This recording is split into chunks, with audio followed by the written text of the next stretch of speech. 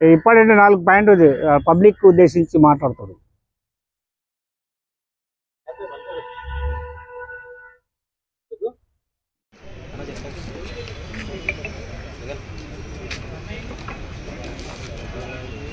Recording చేస్తారేమో పట్టుకోవాలి.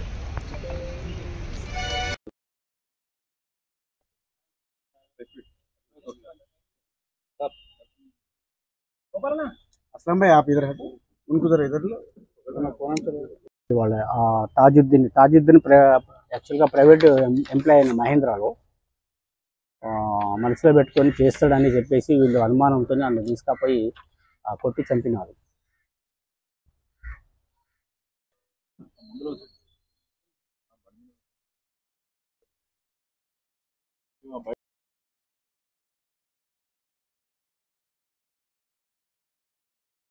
పన్నెండు 7/2025 మధ్యాహ్నం 2 గంటల సమయంలో మధ్యాహ్నం 12 గంటల సమయం నమాజ్ సందర్భంగా మొహమ్మద్ తాజుద్దీన్ సన్ ఆఫ్ చోటా మియా 28 ఇయర్స్ ఉంటుంది.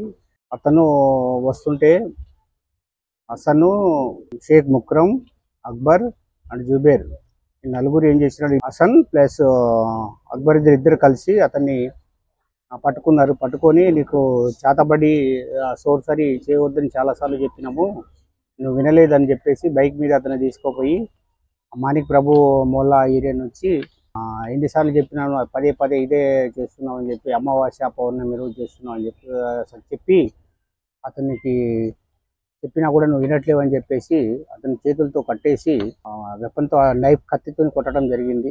గాయాలతో చనిపోవడం జరిగింది. అతన్ని తీసుకుపోయి అల్లన్న రెహమత్ నగర్ అల్లన్న ఫ్యాక్టరీ నియర్ దగ్గర ఉన్న బావిలో పడేసి కట్టేసి, ఇతనికి జుబేర్ కూడా చనిపోయిన తర్వాత కవర్లో తీసుకుపోవడానికి పాలిథిన్ కవర్లో తీసుకుపోవడానికి వచ్చినప్పుడు ఈ జుబేర్ కూడా కవర్ తీసుకొని తన కారులో హెల్ప్ చేయడం జరిగింది. ఆ కారులో తీసుకొని బావి దగ్గర అతనికి హెల్ప్ చేయడం జరిగింది. A4 ముఖ్యంగా A1కు A1, A2, A3 తరచుగా అతనికి చెప్పేవారు ఈ బాణమతి సోర్సెస్ ఇట్లాంటివి చేయవద్దని చెప్పినా కూడా మన మొహమ్మద్ తాజుద్దీన్ వినట్లేని కోపంతో మనసులో పెట్టుకొని చంపాలనే ఉద్దేశంతో అతన్ని తీసుకుపోయి 12 నైట్ అతన్ని చంపడం జరిగింది.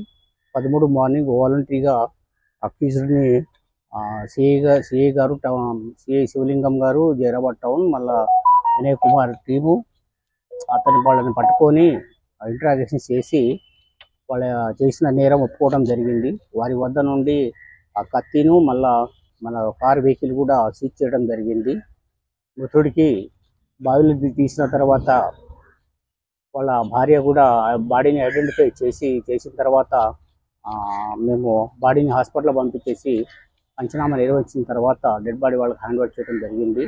ఈ కేసులో ఉన్న 4 ముద్దాయిని ఇంట్రాగేషన్ తర్వాత వాళ్ళు ఒప్పుకున్నందుకు నేరాన్ని కన్ఫెస్ చేయడం జరిగింది. నేరం ఒప్పుకున్నందుకు ఈరోజు వాళ్ళని జ్యుడిషియల్ రిమాండ్కు పంపుతున్నాము.